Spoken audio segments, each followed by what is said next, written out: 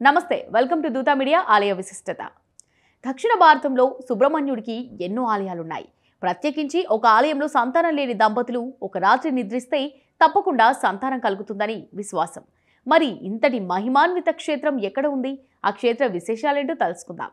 హిందూ పురాణాల ప్రకారం కుజగ్రహానికి అధిపతి సుబ్రహ్మణ్యుడు. అందుకే వివాహం ఆలస్యమయ్యేవారు, సంతానం లేనివారు సుబ్రహ్మణ్యుని ఆరాధిస్తే దోషాలు పోతాయంటారు.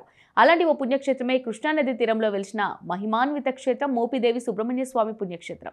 ఈ ఆలయం గురించి నేటి ఆలయ విశిష్టతలో తెలుసుకుందాం. కృష్ణా తీరంలో వారు సంచరిస్తున్న ప్రదేశమంతా పుట్టలతో నిండి ఉంటుంది.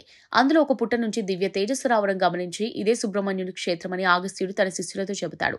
దివ్య తేజస్సు వస్తున్న పుట్టలో సుబ్రహ్మణ్యుడు ఉగ్ర రూపంలో తపస్సు చేయడానికి గల కారణాలను అగస్త్యుడు శిష్యులకు వివరిస్తారు.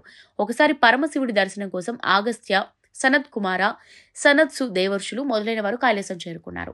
వీరందరూ కూడా ఎప్పుడు 5 ఏళ్ల ప్రాయం కలవారిగా దిగంబరధారులై ఎప్పుడు భగవదారాధనలో దేహచింతన లేకుండా ఉంటారు. అదే సమయంలో లక్ష్మి, సరస్వతి, శచి, స్వాహాదేవితో పాటు ఇతర దేవతా స్త్రీలు అమ్మవారి దర్శనానికి విచ్చేశారు. ఆ సమయంలో కైలాసంలో శివుడు ఉండడు. పార్వతీదేవి, కుమారస్వామి మాత్రమే ఉంటారు. ఒకవైపు జడధారులు, మరోవైపు సుందరి మండలను చూసిన సుబ్రహ్మణ్యుని నవ్వాగలేదు. అప్పుడు పార్వతీదేవి, కుమార, నీ పరిహాసానికి కారణమేంటి?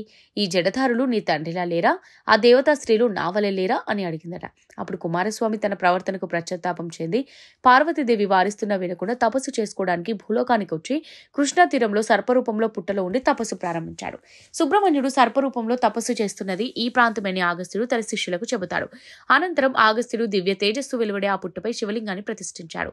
కొన్ని రోజుల తర్వాత పరమశివ భక్తుడైన ఓ కుమ్మరికి స్వప్నంలో శివుడు సాక్షాత్కరించి తనకు ఆలయం నిర్మించమని కోరుతాడు. ఆ భక్తుడు శివునికి ఆలయం నిర్మించి శివునికి ఇష్టమైన వస్తువులు మట్టితో తయారు చేసి ఆలయంలో భద్రపరిచేవాడట. తొలుత మోహినీపురంగా ఉన్న ఈ ప్రాంతం కాలక్రమేణా మోపిదేవిగా మారింది. మోపిదేవి ఆలయంలో పాము చుట్టలపైననే శివలింగం ఉంటుంది.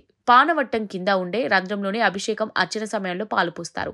మోపిదేవి క్షేత్రంలో ముఖ్య విశేషం ఏంటంటే ఈ ఆలయంలో నాగదోష పరిహార పూజలు జరిపించుకుంటే వివాహం ఆలస్యమయ్యే వారికి శీఘ్రంగా వివాహం జరుగుతుంది. సంతానం లేని దంపతులకు సంతానం కలుగుతుంది.